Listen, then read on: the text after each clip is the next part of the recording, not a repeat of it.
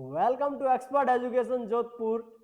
Class 9th maths की शुरुआत करने जा रहे हैं आज हम, और इसका सबसे पहला चैप्टर संख्या पद्धति की शुरुआत कर रहे हैं। तो आइए जानते हैं क्या होती है संख्या पद्धति और क्या होती है संख्याएं। तो सबसे पहले चीज अपनी संख्या क्या होती है।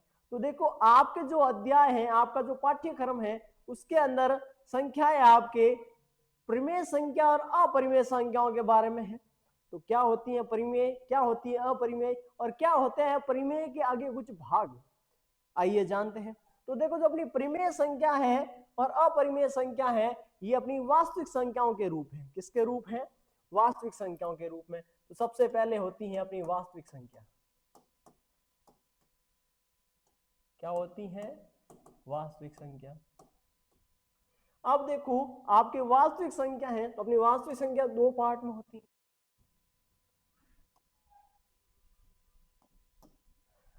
दो पार्ट में होती है। कौन कौन से? यहां हो जाएगा अपना अपरिमेय, और दूसरा परिमेय, यानी कि परिमेय और अपरिमेय। अपरिमेय क्या होता है? परिमेय यानी वह संख्या या संख्या का वह रूप जिसको हम P बटा Q के रूप में लिख सकते हैं। किसके रूप में लिख सकते हैं? P बटा Q के रूप में लिख सकते हैं।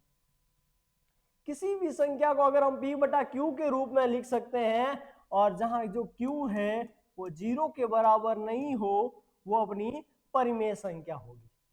और जिसको हम P बटा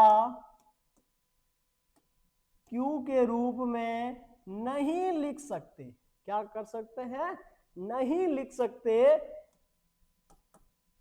वो अपना क्या होगा? वो अपना अपरिमेय होगा। यानी जिसको P बटा Q के रूप में लिख सकते हैं वो परिमेय, और जिसको नहीं लिख सकते वो अपनी अपरिमेय। ठीक है। अब देखो, परिमेय के कुछ भाग होते हैं। परिमेय के क्या होते हैं? भाग होते हैं। कितने? दो भाग होते हैं। एक होता है अपना पूर्णांक, और दूसरा होता है अपूर्णांक। क्या होता है? अपूर्णांक। देखो, क्या होता है पूर्णांक, क्या होता है अपूर्णांक। पूर्णांक के अंदर क्या आता है? पूर्ण संख्याओं के रूप में अंक आते हैं।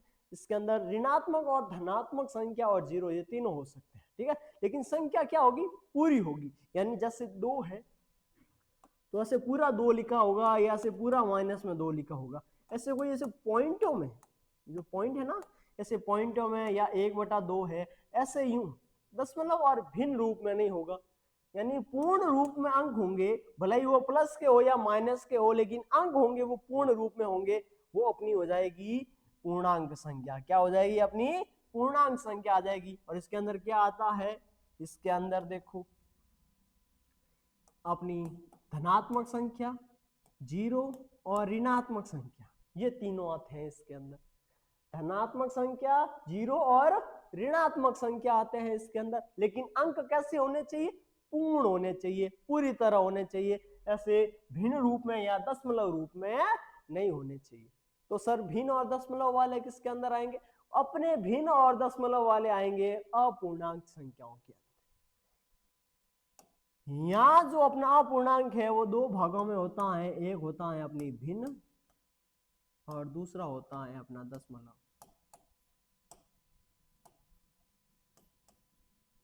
क्या होता है? भिन्न और दशमलव। तो हमने जो पूर्णांक है वो हो जाएगा, वो अपने दो पार्ट में हो जाएगा। किसमें हो जाएगा? दो पार्ट के अंदर हो जाएगा। कौन कौन से दो पार्ट सर? दो पार्ट हो जाएंगे अपने, देखो, ऋणात्मक संख्याएं और पूर्ण संख्या।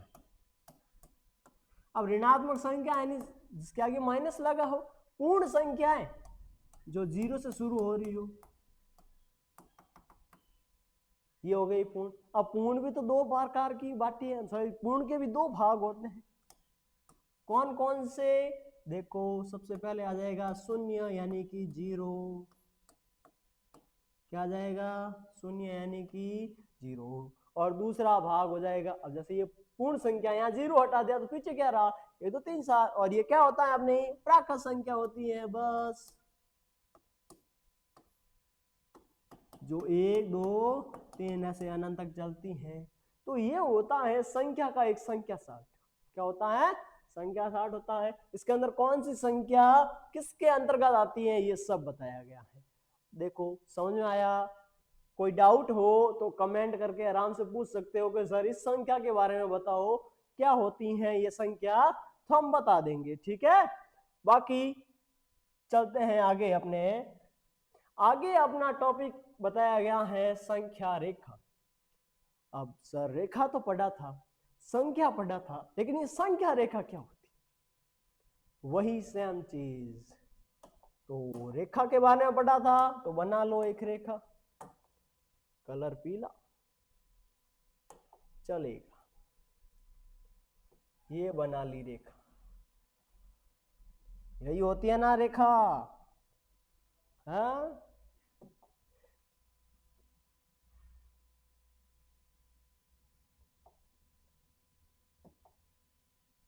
थोड़ी मोटाई बढ़ा लेते हैं। तो देखो ये अपनी क्या है, रेखा है।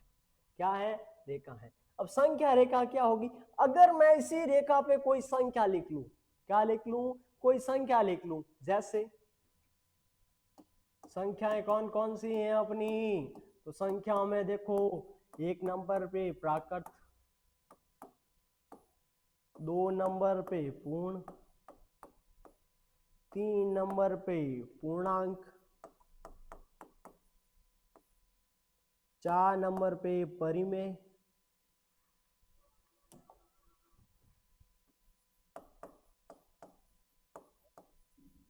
ऐसे मेनली आपके इन चारों संख्याओं की संख्या रेखाएं आपसे ज्यादा पूछी जाती है।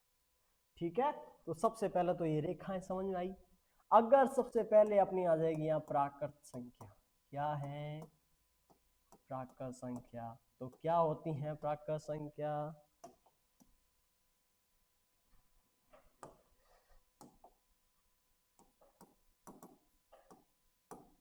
प्राकृत संख्या किस पे, संख्या रेखा पर प्राकृत संख्या है ये। ठीक है, प्राकृत संख्या की संख्या रेखा। अब देखो प्राकृत संख्याओं की संख्या रेखा कैसे बनेगी, तो देखो ये अपनी रेखा है, इसकी करते हैं कॉपी और रखते हैं यहाँ पे।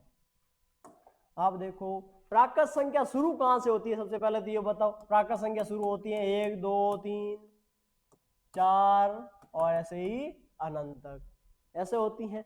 तो ये क्या इसके दोनों तरफ तीर लगे होंगे, नहीं लगे होंगे, इसका एक ही तरफ तीर होगा। क्या होगा, एक ही तरफ तीर होगा और ये चलती रहेगी ऐसे। यहां शुरुआत में अपना लिखा जाएगा 1, क्या लिखा जाएगा शुरुआत में, 1 लिखा जाएगा, फिर आ गया 2 3 4 5 6 7 और ऐसे ये चलता रहेगा अनंत तक। कहां तक, अनंत तक। ये होती है अपनी प्राकृत संख्या की संख्या रेखा। प्राकृत संख्या की संख्या रेखा जिसके एक तरफ तो अपना क्या होगा, बिंदु होगा और एक तरफ अपने तीर का निशान होगा। ठीक है, यानी ये एक यहाँ पे तो फिक्स मान होता है, इससे अपने इधर एक से इधर प्राकृत संख्या का कोई मान नहीं होता। 0 है वो भी प्राकृत संख्या के अंदर अपने नहीं आता है ना। प्राकृत संख्या अपनी 1 से शुरू होती है, तो 1 से अनंत तक, यानी ऐसे एक बोल दो आप तीर के रूप में चलेगी, एक तरफा तीर के रूप में चलेगी इसकी संख्या रेखा। ठीक है, अब देखो अपना दूसरी अपनी पूर्ण संख्या। पूर्ण संख्या, पूर्ण संख्या की संख्या रेखा, पूर्ण संख्या की संख्या रेखा। तो पूर्ण संख्या कहां से शुरू हो रही है, 0 से अनंत तक जा रही है ना। तो देखो इसकी संख्या रेखा,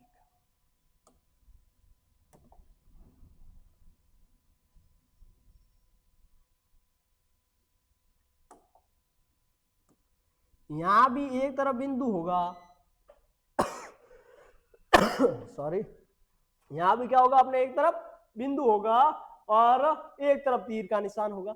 तो जहां पे ये शुरू कहां से हो रहा है, ये 0 से शुरू हो रहा है। 0 1 2 3 4 5 6 7 और ऐसे ही अनंत तक, ऐसे ही अनंत तक। तो ये हो गई अपनी पूर्ण संख्या की संख्या रेखा, पूर्ण संख्या की संख्या रेखा हो गई। अपने इसी तरह पूर्णांक संख्याओं की संख्या रेखा देखो, ये जो सबसे ऊपर वाली है इसको मैं बना रहा हूं पूर्णांक संख्याओं की संख्या रेखा। ठीक है, ये है अपना 3 नंबर,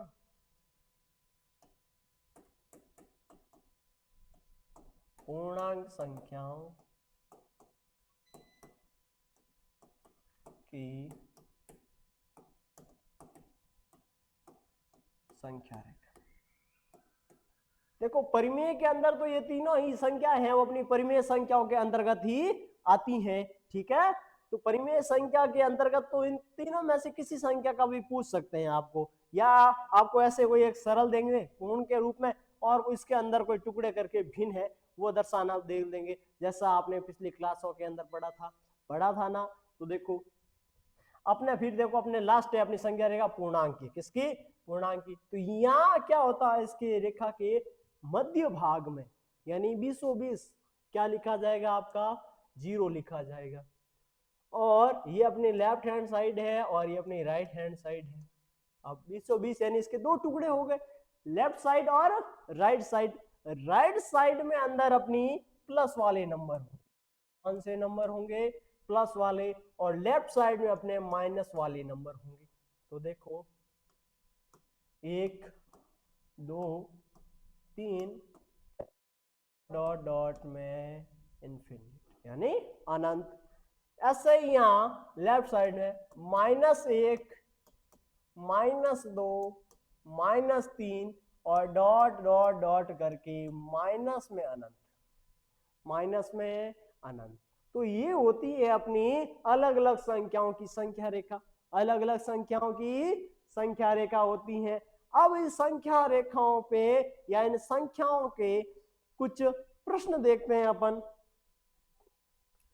क्या इस पे निर्धारित कुछ प्रश्न कैसे बन सकते हैं आपने। तो देखो यहाँ उदाहरण पहला बताया गया है, नीचे दिए गए कथन सत्य है या असत्य है ये बताना है। अगर असत्य है तो कारण बताना है, सत्य असत्य है उसका कारण सही उत्तर बताना है अपने को। तो सबसे पहली चीज क्या बोली है कि प्रत्येक पूर्ण संख्या, प्रत्येक पूर्ण जो संख्या है वो अपनी क्या है, प्रत्येक पूर्ण संख्या एक प्राकृत संख्या है क्या, यानी प्रत्येक पूर्ण संख्या क्या प्राकृत संख्या होती है। देखो पहले तो पूर्ण संख्या क्या होती है ये देखो, और प्राकृत संख्या। तो यहाँ 0 1 2 3 और डॉट डॉट में अनंत, और यहाँ 1 2 3 डॉट डॉट में अनंत। तो देखो सिमिलरिटी क्या है कि प्रत्येक प्राकृत संख्या तो पूर्ण है लेकिन प्रत्येक पूर्ण संख्या प्राकृत नहीं है। क्यों नहीं है, क्योंकि प्राकृत संख्या के अंदर 0 नहीं आता। तो इसका आंसर क्या हो जाएगा, आंसर हो जाएगा नहीं, यानी कि असत्य। क्या आ जाएगा, असत्य। और क्यों असत्य है ये, क्योंकि 0 यानी कि 0 प्राकृत संख्या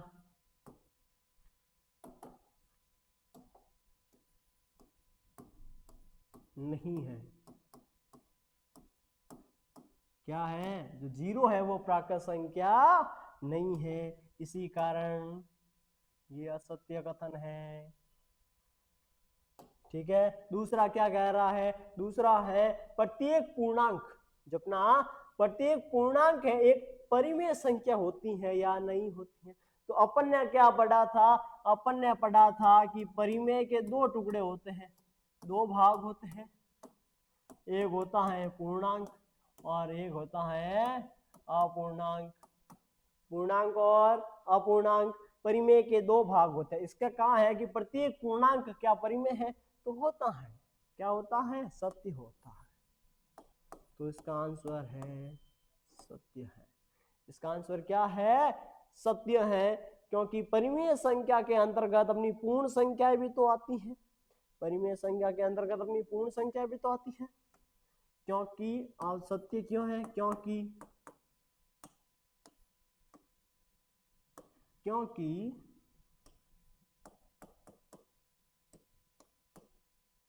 पूर्णांक संख्याएं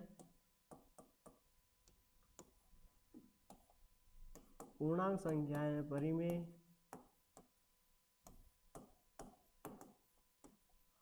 संख्याओं का ही भाग है।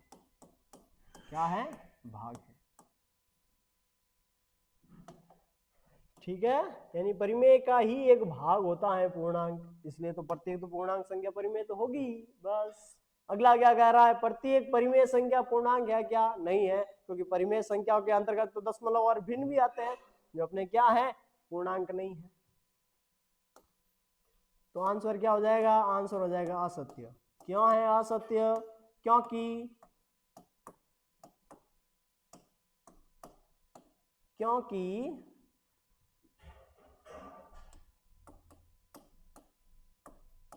परिमेय संख्या के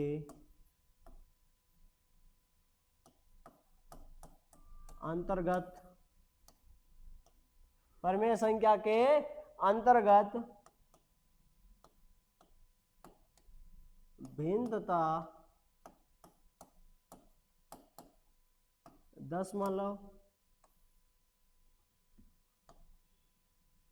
दशमलव भी आते हैं, जो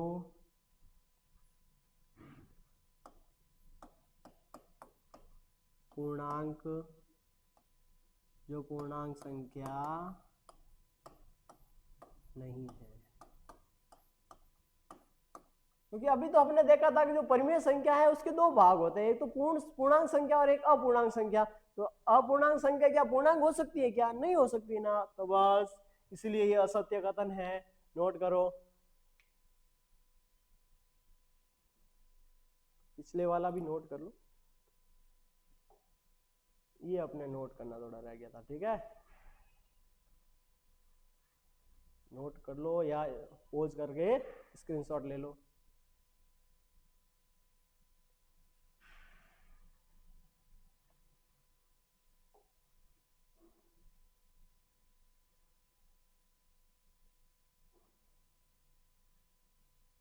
अब देखो आगे, अगला उदाहरण दे रखा है 1 और 2 के बीच 5 परिमेय संख्या निकालना है। ये क्या है, ये है कि किसी दो परिमेय संख्याओं के बीच में परिमेय संख्या निकालना। ठीक है, किसी भी दो परिमेय संख्याओं के बीच में अन्य परिमेय संख्या निकालना। तो देखो अपने को यहाँ कितनी संख्या निकालनी है, 5 निकालनी है। कितनी निकालनी है, 5 निकालनी है। तो देखो ध्यान रखना, यहाँ पूर्णांक संख्या नहीं परिमेय संख्या पूछा है। परिमेय संख्याओं के अंतर्गत भिन्न और दशमलव दोनों आते हैं, तो इनके बीच में भिन्न और दशमलव कुछ भी निकाल सकते हो आप। ठीक है, तो देखो दो तरीके हैं इसके, या तो आप इसको भिन्न रूप में निकाल लो या इसको दशमलव रूप में निकाल लो। देखो भिन्न रूप में ऐसे ज्यादा सरल रहता है, दोनों देख लेते हैं एक बार, तो अपन आगे वाले क्वेश्चन देखेंगे फिर उनके किस हिसाब से करने होते हैं। तो यहाँ अपना 1 और 2 के बीच में 5 संख्या निकालनी है। कितनी निकालनी है, 5 निकालनी है। अगर मैं 5 के अंदर 1 जोड़ू तो कितना होगा, 6 होगा। कितना होगा, 6 होगा। इसी 6 को मैं 1 से गुणा करा दूं, यानी 6/6 करा दूं, 6/6 करा दूं। देखो 6/6 कितना होता है, 1 होता है। और 1 को किसी संख्या से गुणा कराने पर कोई फर्क पड़ता है क्या, नहीं पड़ता है। यानी कि जब 1/1 को 6/6 से गुणा हो गया तो यहाँ आ गया अपना 6/6, क्या आया 6/6। उसी प्रकार यहाँ 2/1 है और इसको 6/6 से गुणा करवाया तो हो गया 12/6। भिन्नों वाली जोड़ बाकी गुणा भाग तो आते हैं ना, भिन्नों वाले गुणा में क्या होता है, अंश अंश का गुणा होता है, हर हर का गुणा होता है, तो ये आ गया अपना 12/6। अब देखो ये दोनों संख्या वही संख्या है अपनी, देखो 6 के अंदर मैं 6 का भाग दूंगा तो वापस अपना 1 आ जाएगा, और 12 के अंदर 6 का भाग दूंगा तो वापस अपना 2 आ जाएगा। ठीक है, यानी मैंने 1 और 2 को 6 के हर के रूप में लिखा है, ऐसी संख्या जिनका हर 6 है। ठीक है, 6/6 के गुणनफल के रूप में लिखा है। अब देखो इन दोनों के बीच में कोई 5 संख्या निकाल सकता हूँ क्या, अपने को 5 परिमेय संख्या पूछी है, निकल जाएगी। 6 के बाद आता है 7, 8/6, 9/6, 10/6 और 11/6। इसके बाद तो वापस 12/6 आ जाएगी। यानी ये जो संख्या है ये अपनी 6/6 और 12/6 के बीच की संख्या है, अतः ये अपना आंसर हो गया। 5 अपनी परिमेय संख्या निकल गई, ये निकल गई भिन्न रूप में। ऐसे के ऐसे दशमलव रूप में भी निकल सकती है। कैसे, देखो ये अपना 1 है और 2, इन दोनों के बीच में निकालनी है अपने को कितनी परिमेय संख्या निकालनी है, 5 निकालनी है। कितने निकालनी है, 5 निकालनी है। तो देखो मेरे को एक बात बताओ, 1.1 लूं मैं, 1.2 लूं, 1.3 लूं, 1.4 लूं, ये जो सारे नंबर है वो 1 से तो ज्यादा है और 2 से कम है, यानी 1 और 2 के बीच में है, 1 और 2 के बीच में है। तो यहां मैं ले सकता हूं ना, पॉइंटों में ले सकता हूं। अतः जो 5 परिमेय संख्याएं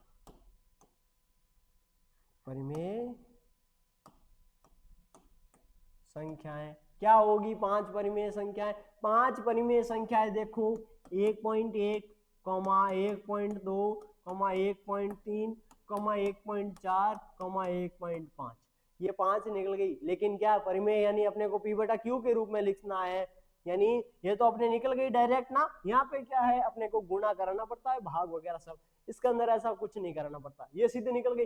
अब देखो आपने कभी ना कभी पॉइंट उड़ाना तो सीखा ही होगा, पॉइंट उड़ाना सीखा ही होगा। जैसे मैं यहाँ 4.6 ले रहा हूँ, इसको मैं क्या लिख सकता हूँ, ये पॉइंट उड़ाया 46/10 हो जाता है, पॉइंट उड़ाते ही बच्चा में 10 आ जाता है। इसी प्रकार इन सबके भी पॉइंट उड़ा दो, इन सबके भी क्या करो, पॉइंट उड़ा दो। यहाँ पॉइंट उड़ा तो ये 11/10 हो गया, ये पॉइंट उड़ा तो ये 12/10 हो गया, ये पॉइंट उड़ा तो ये 13/10 हो गया, ये पॉइंट उड़ गया तो ये 14/10 हो गया, ये वाला पॉइंट उड़ गया तो ये 15/10 हो गया। ये अपने P/Q के रूप में हो गई, बस निकल गई ना। देखो एक बात समझ लो, सर यहाँ तो आंसर कुछ अलग आ रहा है, यहाँ कुछ अलग आ रहा है, तो क्या ऐसा क्यों आ रहा है सर, ये बात समझ लो। दो परिमेय संख्याओं के बीच में अनंत परिमेय संख्या हो सकती है, ठीक है, तो आंसर कुछ भी आ सकता है, लेकिन होना अपना P/Q के रूप में चाहिए। P/Q के रूप में है तो परिमेय है, बस। यहाँ क्या है अपना कि 6 से गुणा करवाओ, किसी को अगर भिन्न वाला गुणा आता है, किसी को नहीं आता है, लेकिन ये क्या है अपना सरल रूप है, सीधा पॉइंटों में तो लिख सकते हैं, टप उड़ा लिया ना, बस करो आगे, सॉरी नोट करो।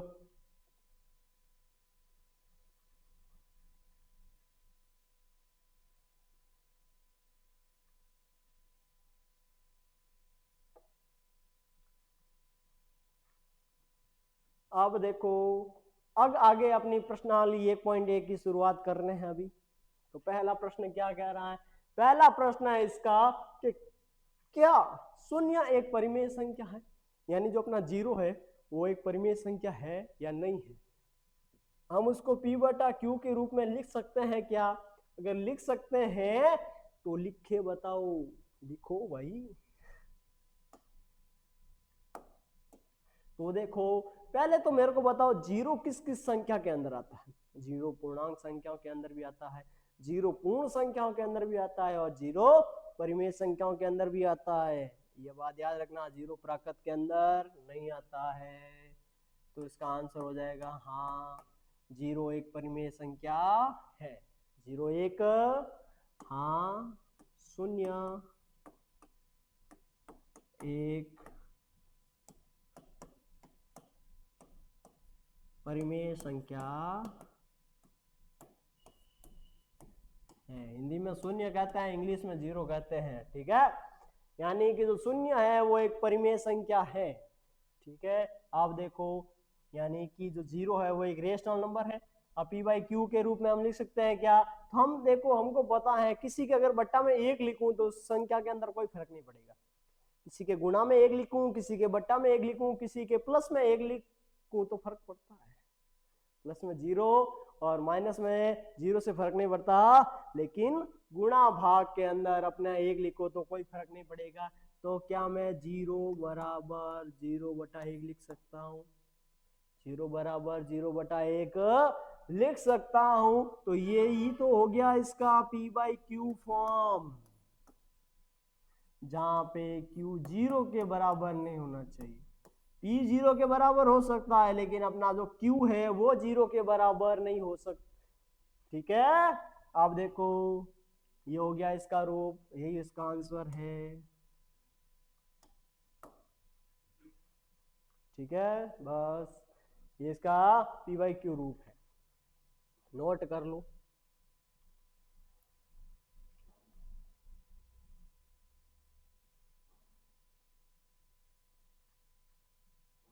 अब आगे देखो,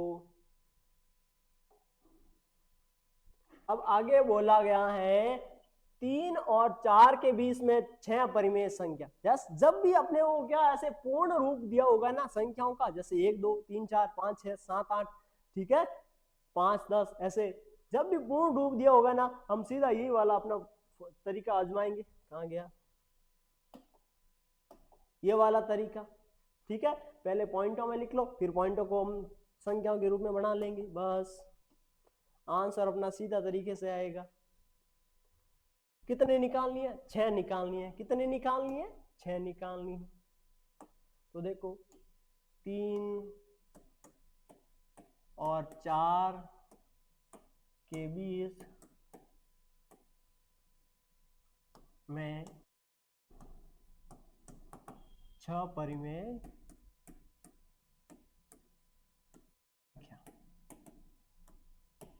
ठीक है। यानी कि अपने 3 से तो क्या होनी चाहिए? बड़ी होनी चाहिए, और 4 से क्या होनी चाहिए? छोटी होनी चाहिए। तो 3 से बड़ी 3.1, 3.2, 3.3, 3.4, 3.5, 3.6। ये हो गई 6 संख्याएं जो क्या है 3 से बड़ी और 4 से छोटी है। 3 से बड़ी और 4 से छोटी है। अब सबके पॉइंट उड़ा लो। अतः क्या हो जाएगा? ये हो जाएगा 31/10, ये हो जाएगा 32/10, ये हो जाएगा 33/10, ये हो जाएगा 34/10, ये हो जाएगा 35/10, ये हो जाएगा 36/10। ये तो 3 और 4 के तो 20 में है और 6 है। ये अपना आंसर है, सीधा और सटीक 2 लाइन में आंसर, ना कोई गुणा ना कोई भाग, सीधा पॉइंट लगाओ पॉइंट उड़ा दो, पॉइंट लगाओ पॉइंट उड़ा दो।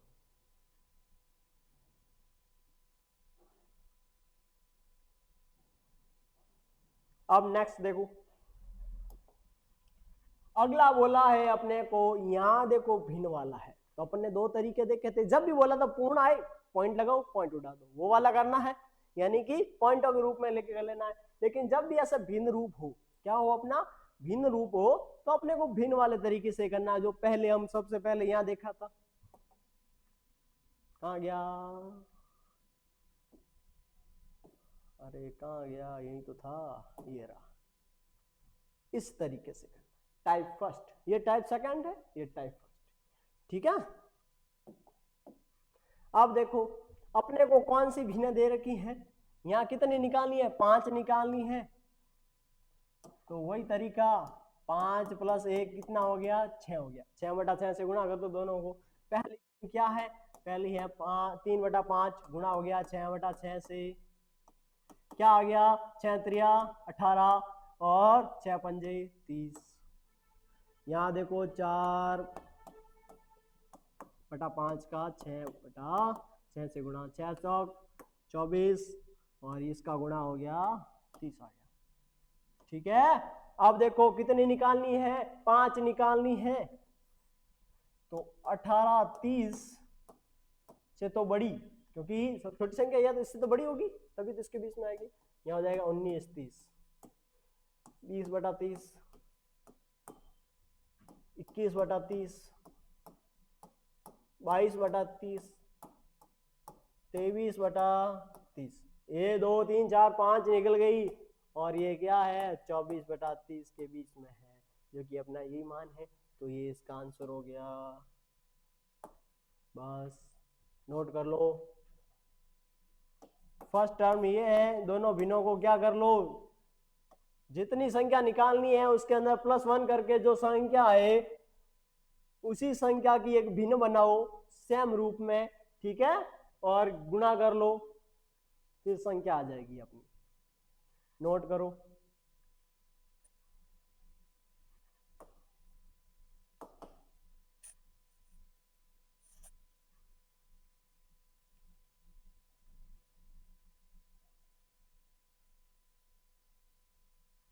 अब नेक्स्ट क्वेश्चन देखते हैं। अगला क्वेश्चन क्या कहता है, अगला क्वेश्चन वही अपना सत्य असत्य, यानी अपने यहाँ पे ये परखता है कि आपको संख्या के अंदर आपको कितना नॉलेज है, कि कौन सी संख्या क्या होती है, इसकी आपको कितनी जानकारी है। तो सबसे पहले क्या बोला है, प्रत्येक प्राकृत संख्या पूर्ण है क्या, तो देखो प्राकृत संख्या 1 से शुरू होती है, पूर्ण संख्या 0 से शुरू होती है, तो प्रत्येक प्राकृत पूर्ण हाँ है, बस सत्य।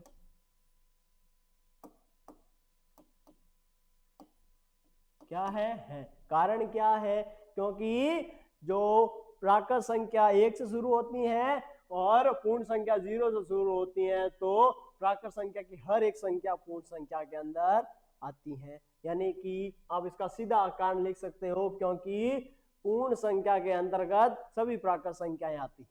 बस कारण आप ही को, ताकि थोड़ी समझ हो और रहे। प्रत्येक पूर्णांक एक पूर्ण संख्या है क्या, जो अपनी प्रत्येक पूर्णांक संख्या है अपनी पूर्ण संख्या है क्या, तो आंसर क्या होगा, नहीं, क्योंकि देखो 0 और धनात्मक संख्याएं तो पूर्ण संख्या के अंदर है, लेकिन ऋणात्मक संख्या नहीं है।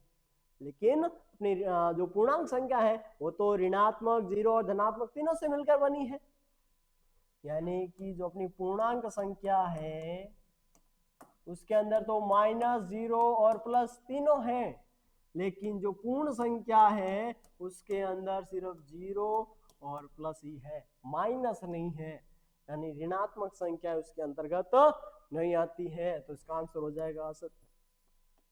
असत्य। और क्यों है असत्य, क्योंकि ऋणात्मक संख्याएं पूर्ण संख्याएं नहीं होती हैं। बस फिर प्रत्येक परिमेय संख्या पूर्ण संख्या है क्या, प्रत्येक परिमेय संख्या, देखो परिमेय संख्या के अंदर पूर्णांक संख्याएं भी आती हैं और भिन्न और दशमलव भी आते हैं, तो अपना आंसर क्या हो जाएगा, असत्य। आंसर हो जाएगा असत्य। क्यों असत्य है, क्योंकि ऋणात्मक संख्या, भिन्न और दशमलव ये सभी संख्याएं पूर्ण संख्याएं नहीं है, लेकिन ये सभी क्या है, परिमेय तो है।